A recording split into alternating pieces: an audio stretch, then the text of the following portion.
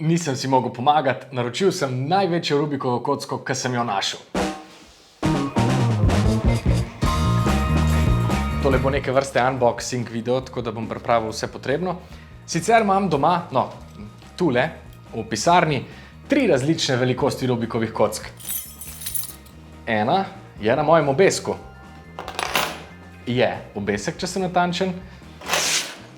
Druga je klasična Rubikova kocka. 3x3, ne vem točno koliko milimetrov ima, ampak to sem navajen reševati in to poznam. Zdaj pa prihaja tretja. Tadam! Če pa to ni marcina! Glejte to. Naročil sem jo prek ene izmed dostavnih služb iz tujine in tega nakupa vam ne priporočam. Ta zadeva je sama po sebi precej neuporabna. Jaz jo bom uporabljal za učenje, premikanja kocke na delavnicah, ker je to super način, da cela skupina ljudi vidi, kaj počneš, s tem le težko ne vidi. Sicer je pa to precej nepraktična zadeva. No, danes bi jo rad odprl in jo poskusil sestaviti, ker se mi zdi, da bo to težje, kot pa se sliši. Dajmo jo najprej odpreti. Tle je sicer že ful enih pack gor. Fuj, to bom pa malo spucal potem. Znamke je, ne vem, katere znamke, niti ne znam zares prebrati, kaj tukaj piše. Če kdo zna, dobrodošel, da prevede in prebere. Ampak ja, ne vem, kaj je to za ena kocka, ne sprašujte. Piše, tlele gor piše 18. To pomeni 18 plus. Ne, mislim, da je to 18-inčna kocka. Bom preveril. Ne, ni 18-inčna, 18 centimetrov meri. Se pravi, je ena stranica dolga 18 centimetrov. Dajmo zdaj to odpreti. By the way, zacrkn vroče je. Tole snemamo ob 7 zvečer, pa kad vidite, no ja.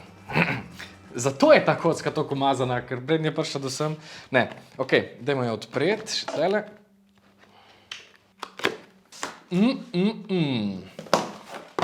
Okej. Moja največja kocka proti normalni in proti najmanjši, ki jo imam. Dajte mi samo sekundo, da tole sestavim, ker tole pa res ne more biti takole.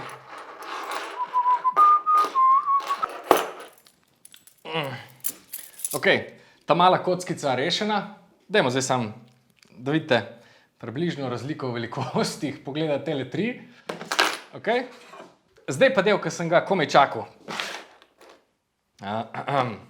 Dajmo pogledati, kako se to obnaša. Hudo. Tak občutek je, kot da bi vrtel kakšne stvari na sejmih. Ali pa kolo sreče. Dajmo en U2. To sta 2 obrata zgornje ploskve narediti. Čakajte. Dobar, vse gre. Okej. Ja, nič. Jaz mislim, Slišite to? Zdaj vidim, kakšen občutek imajo majhni otroci, ki dobijo v roke navadno Rubikovo kocko in jo komaj držijo. Evo, to je to verjetno. Dajmo jo premešati. Bom jo prav uradno premešal s kremblom na spletni strani in jo poskusil sestaviti, pa da vidimo, kakšen je pravzaprav občutek sestavljanja. Pa koliko hitro jo lahko sestavim. Dajmo štopati to. Kakšen feeling, no. Ajde, gremo premešati. Vidim, kaj mi je tele telefon nastavil.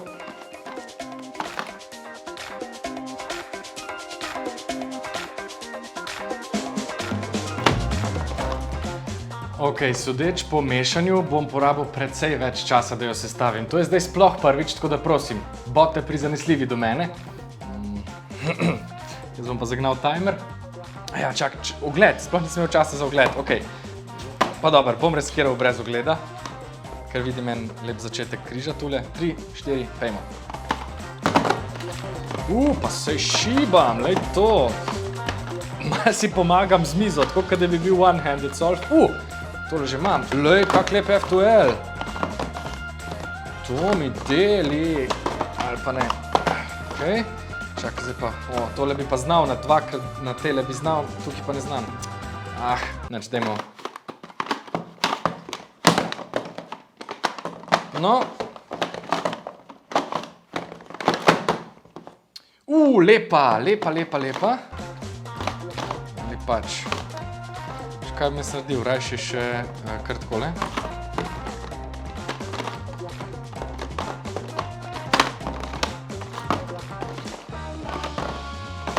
Tako.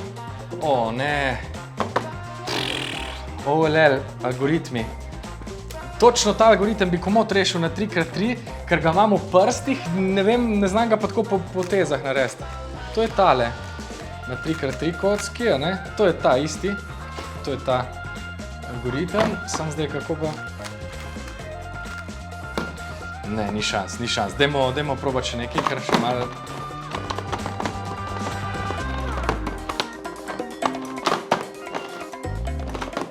Yes! Da sem pa dobil sun, tega pa znam rešiti tako po potezah, upam.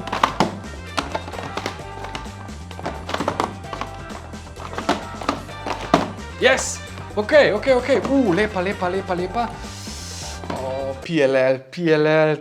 Spet, tega le znam takoj rešiti tlele. Sem kako ga pa ne rešim zdaj.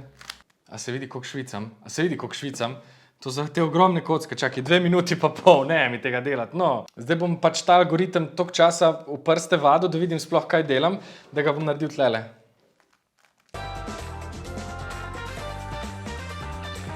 Tako lepo obrnjena kocka, to vemo, ne? Zdaj bo šlo pa... Jenač, dajmo riskirati, dajmo probati, lej.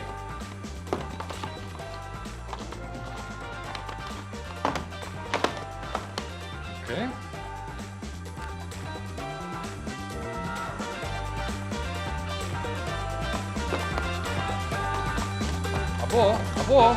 Yes! Čas. 3 minute in 26 sekund. Ni slabo za prvič, ne?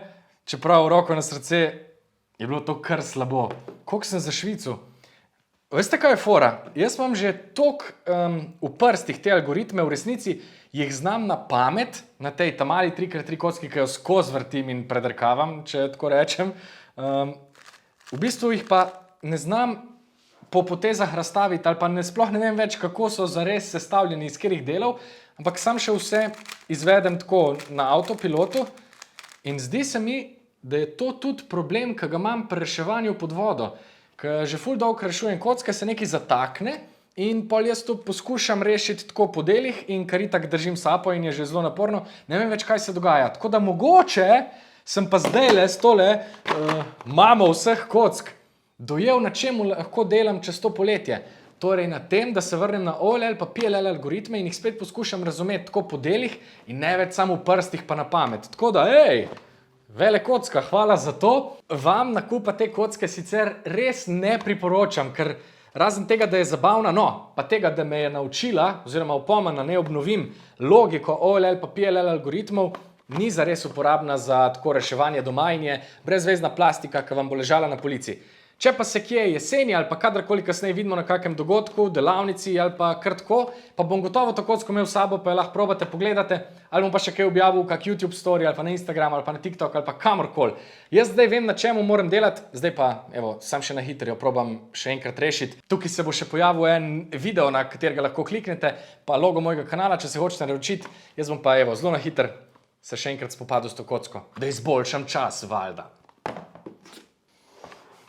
Gremo!